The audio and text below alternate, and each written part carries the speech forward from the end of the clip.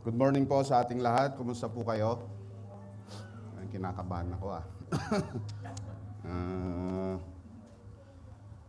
so, ang topic natin ngayon, siguro ito na yung pinakamaiksing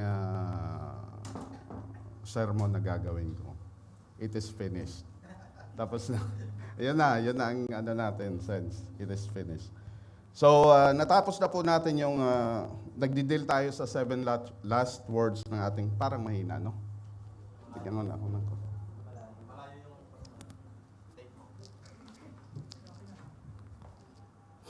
So, ang pinag-aaralan po natin ay ang series ng 7 last words. So, ang first word natin is, Father, forgive them. They do not know what they do. So, ang interpretation nito, theologically, is forgiveness.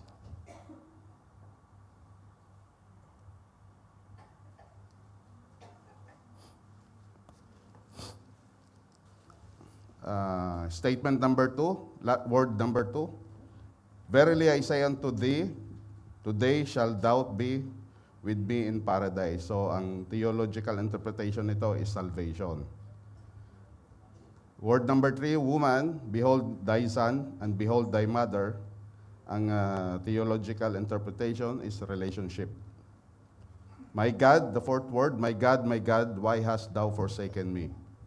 Ang theological interpretation is abandonment. And word number 5, I tears. So it is a distress. Nasa John 19:28. Sixth word is, it is finished. Tetelestai.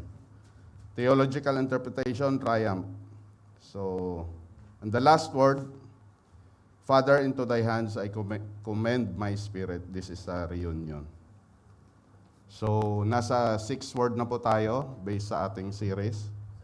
Ang share ko po ngayon sa inyo ay ang pang 6 word na it is finished.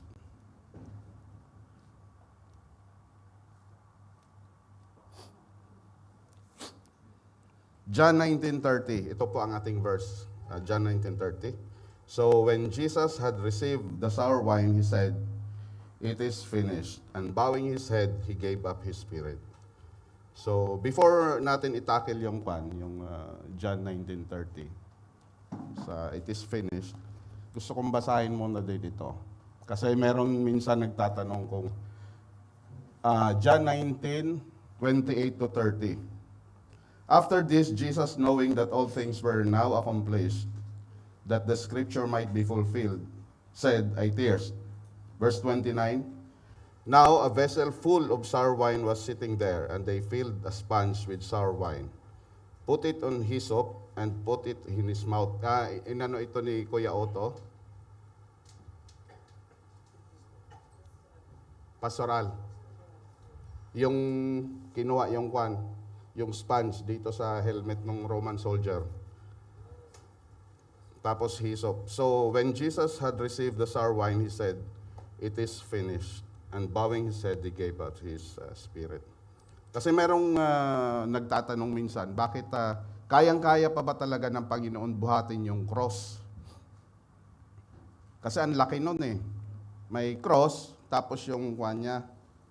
So maraming nagtatanong, kaya ba talaga buhatin ng Panginoon yung cross na yun? Actually, kung titingnan natin dito sa verse 29, now a vessel full of sour wine was sitting there, and they filled the sponge with sour wine, put it in hyssop. Ang hyssop ay tanim na nasa 2 feet lang. So ibig sabihin, mababa lang yung ating Panginoon. Kasi yun ang ginamit na pangkwan sa kanya eh. So merong mga scholar na nagsasabi na hindi talaga yung buong cross, hindi talaga ito ang buong cross ang binuhat ng Panginoon, kundi ito lang. Kasi sa scripture, hinang siya sa tree, sa puno. So ito lang yung binuhat ng ating Panginoon. Ito. Yung tree nandoon na. Dito lang siya Kasi sa crucifixion, hindi ka naman mamamatay sa yung dahil sa sakit. Namamatay ka dahil sumisikip yung mo.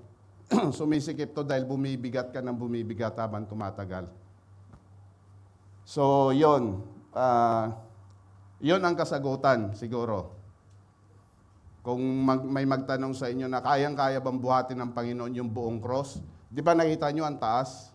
Napakataas ng cross sa pag may nakikita kayong mga photo. So ang binuhat lang na ating Panginoon is yung crossbar. Physically. Pero spiritually cross. Cross. So yun lang, siningit lang yun. Singit lang. Hindi talaga yun ang kuhan natin. So, punta tayo sa ating kuhan.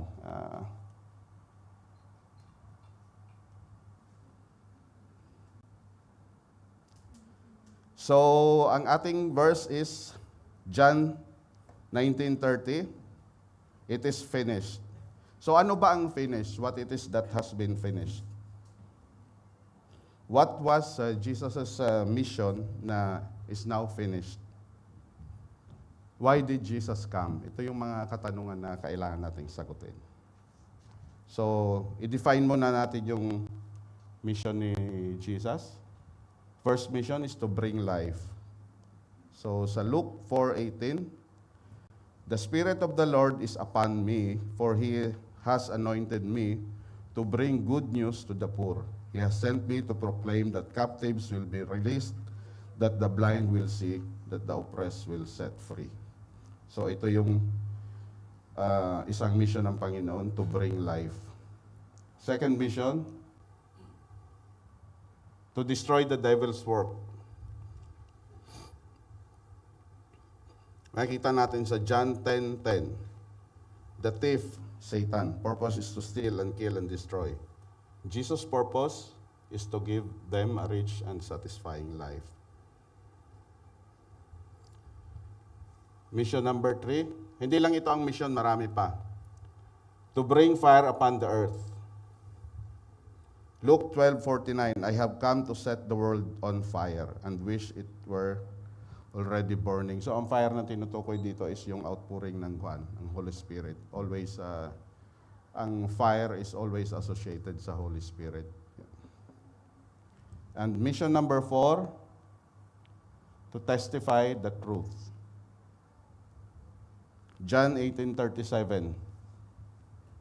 Pilate said, "You are a king?" Jesus responded, So you say I am a king. Actually, I was born and came into the world to testify the truth.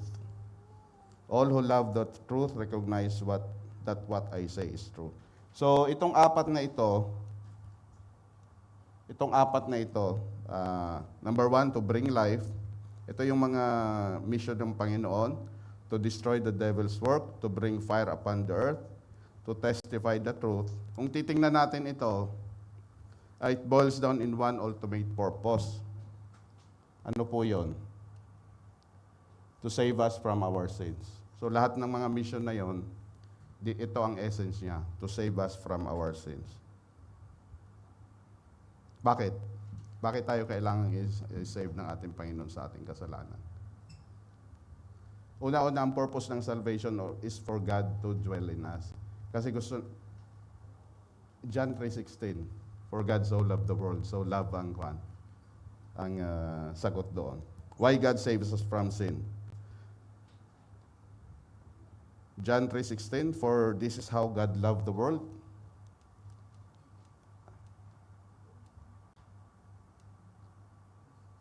For God so loved the world that He gave His one and only Son, that whoever believes in Him will not perish, shall not perish, but have eternal life. So marami pang verses na God loves us, pero ito yung kasagutan kung bakit sinave tayo. No? Merong mercy, of course, God is gracious. So bakit sinave tayo ng Panginoon? Is because He loves us. To save us from our sins. Mga verses to save us from our sins, ito yon. John 1:29, the next day John saw Jesus coming toward him and said, "Look, the Lamb of God who takes away the sin of the world." Luke 19, for the Son of Man came to seek and save those who are lost. Mark 10:45, for even the Son of Man came not to be served, but to serve others and to give his life as a ransom for many. 1 Timothy 1:15, this is trustworthy saying and everyone should accept it. Christ came into the world to save sinners, and I am the worst of all them. Sabi ni Apostle Paul. So ano ba talaga itong kwan? Ano ba itong ibig sabihin ng it is finished?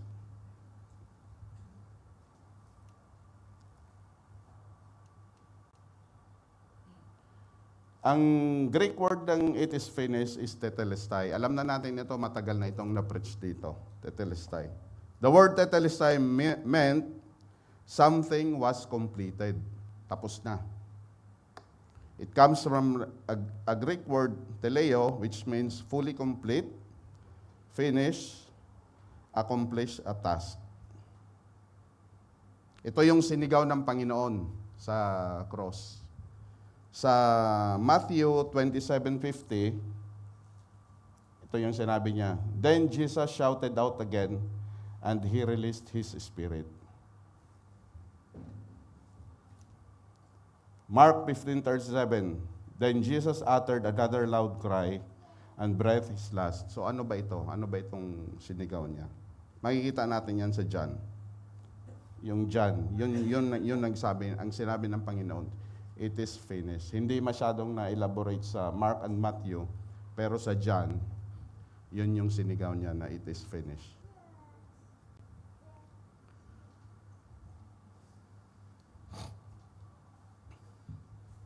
Yan yung kasagutan sa tanong ko. So balikan natin yung verse. So when Jesus had received the sour wine, he said, it is finished, and bowing his head, he gave up his spirit. So this cry, itong cry na ito ay cry of victory. It is finished. Our salvation is already accomplished. Tapos na yung salvation natin. So minsan meron tayong mga tao na nagsasabi na kailangan i-work out ko yung, kailangan may gagawin ako para masave ako. Hindi, bayad na lahat ng sins natin. From Genesis up to that time sa cross, bayad na lahat. Parang tapos na, Pastor. So our salvation is accomplished already. Nung sinigaw ng Panginoon yon, tetelestai, it is finished. Finished na yung mission niya, which is to save us from our sin. Another common use of the word tetelestai was in commerce. So,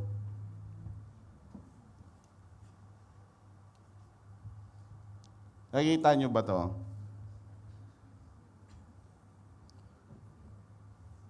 Paid. So sa accountancy, pag bumili kayo ng isang bagay, tinatatakan yan minsan ng paid. Ganon yung tetelestai. Our sins, debt is already paid. Tetelestai, tapos na. Wala na tayong kailangan gawin para sa ating kasalanan kasi ito ay pinagbayaran na ng dugo na ating Panginoon. So, our sins, tetelestai, also paid in full. Yung natin, yung galit natin, tetelestai, paid in full. Binayaran na yan ng Panginoon. Yung gossip, paid in full. Selfish ambition, paid in full. Drunkenness, tetelestai. Ito ay after na tinanggap mo ang Panginoon. So, halimbawa, after mo tinanggap ang Panginoon at sasabihin mo na, Lord, nagkasala po ako kasi noon ganito po ako. Sabihin sa'yo ng Panginoon, ano yon? Ano yon? Yun ang sasabihin sa'yo ng Panginoon. Hindi nagre-record ang Panginoon ng ating kasalanan before naging believer tayo and after also naging believer tayo. Pero wag niyong gawing lisensya para magkasala ulit. Kasi ang kasalanan merong consequence yan eh. Merong kapatawaran pero may consequence yung ginagawa nating kasalanan. So, laziness, tetelestai. Your pride, tetelestai. Disobedience, paid in full. So, kung ano pa yung mga naisip nyong list ng failures nyo, kung ano yung mga wickedness na meron kayo, tetelestai. It is already paid in full.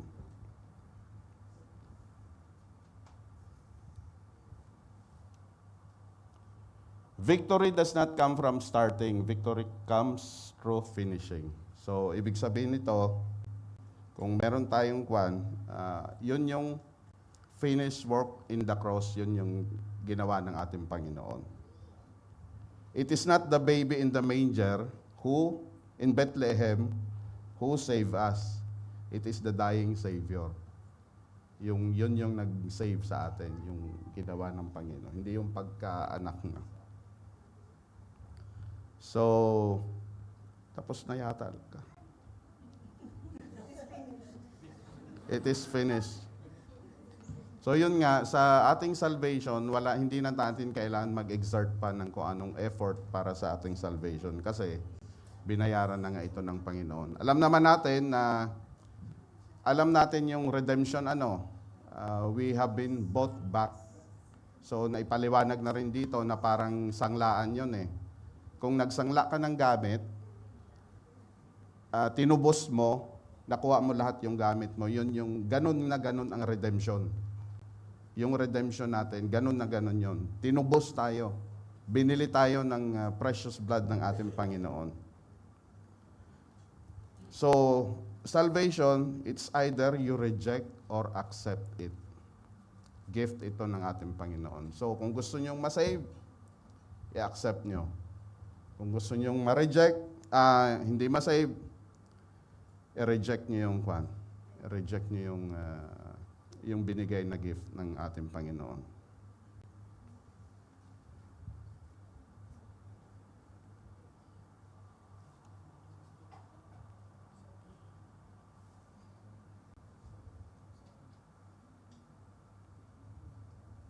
Ito, singit din lang ito kasi nandito na rin naman. Actually, na-preach na ito sa nung first word. Isisingit ko lang ito. Kasi merong mga doctrine ang ibang churches na nagsasabi na hindi na natin kailangan i-share ang gospel because of this verse. Ang sabi kasi dito, Jesus said, Father, forgive them. So, for they do not know what they are doing, and they divided up his clothes by casting lots. So ang ibang churches, sasabihin nila, pinag-pray na lahat ng Panginoon. Pinatawad na. Pero actually, kung babasahin natin ito, Jesus said, Father, forgive them. For they, tandaan yung they, do not know what they are doing, and they divided up his clothes by casting. Who are these them and they? Sino yung nag-cast ng lot? Roman soldiers.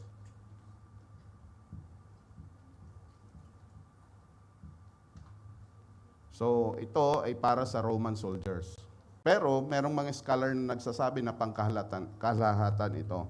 Ang sinasabi ko lang dito is, merong mga churches na nagsasabi na hindi na natin kailangang i-spread ang gospel kasi forgiven na lahat eh.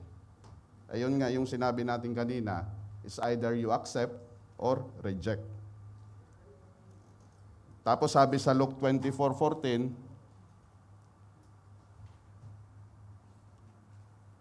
wala pala dyan. And this gospel of kingdom will be preached in the whole world as a testimony to all nations, and then the end will come. So, merong ibig sabihin, kailangan talaga nating i-preach ang gospel. So, hindi tayo pwedeng magsabi na, paano yung mga hindi nabahaginan? Save na sila kasi sabi dito, finorgive na sila ng Father. Hindi. Kailangan na i-preach talaga yung gospel sa lahat.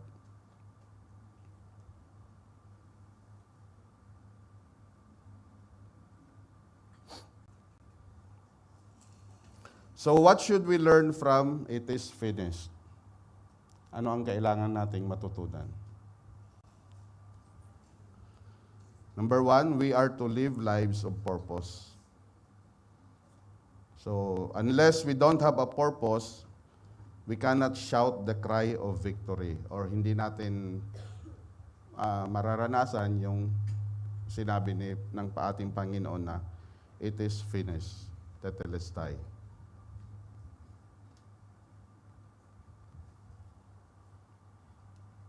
Number 2, we are to live lives of focus. So if we have purpose, it requires focus. Kasi kung may purpose ka, kailangan mo mag-focus. Focus requires discipline. It means saying no to some choices so that we can say to opportunities that even better. So, lahat kailangan tayo may purpose. Ano ba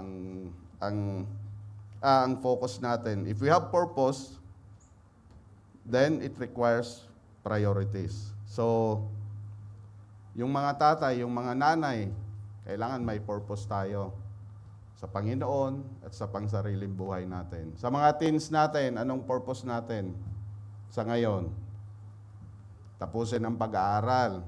So kung nakafocus ka sa pag-aaral, tabi-tabi mo na yung mga relationship, alam niyo na yon, mga bisyo-bisyo. So, number 1, we are to live lives of purpose. Number 2, we are to live lives of focus. Number 3, we are to live lives of obedience. To be able to say it is finished as Jesus did our lives must mark by obedience. Sabi nga sa Philippians 2:8, He humbled Himself in obedience to God and died a criminal's death on a cross. Obedience is the opposite of independent action. It means living in obedience to God, not to ourselves. So,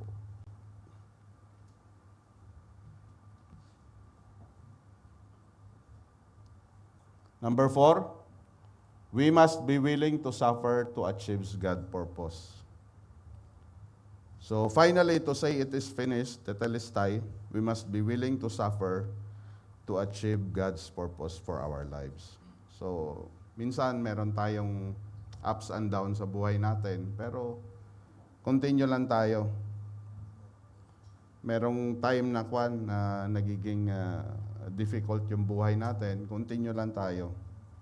So, we should be willing to suffer whatever it is necessary to complete the Father's plan for our lives.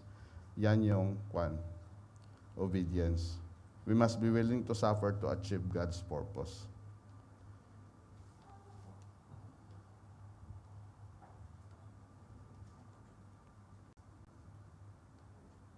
So, dito sa 2 Timothy, yung finish the race. As for me, my life has already been poured out as an offering to God. The time of my death is near. I have fought the good fight. I have finished the race, and I have remained faithful.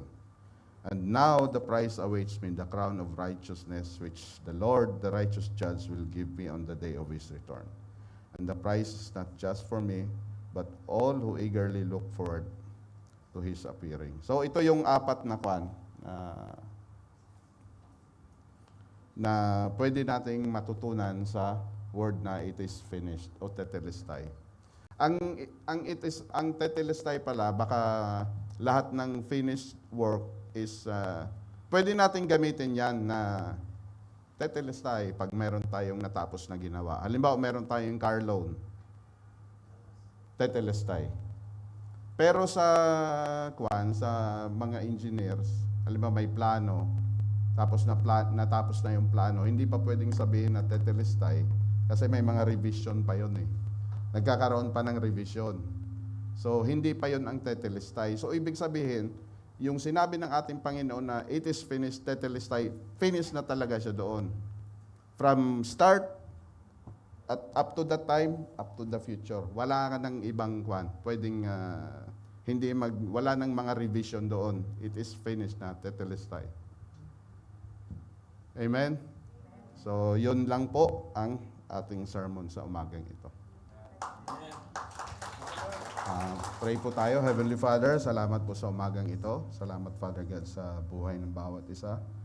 Lord, thank you, Father God, for the anointing, and thank you, Father, for opening our hearts, Father God. Lord, bless us always with the knowledge of your wisdom, Father God. Buksan mo lagi ang puso namin na maintindihan ng iyong mga salita, Father God. And challenge us, Father. Encourage us. And let me take this opportunity also, Father God, to pray to everyone, kung ano man yung pinag-pray ni Javes.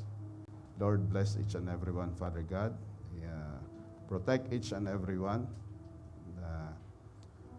Let your hands be upon us, Father God. And we ask also, Father God, that you will increase our border, Father God. We ask, Father God, na even this whole, Father God, we ask that you will increase our border, Father God. Ibigay mo po sa amin, Father, ang kabilang flat, Father God.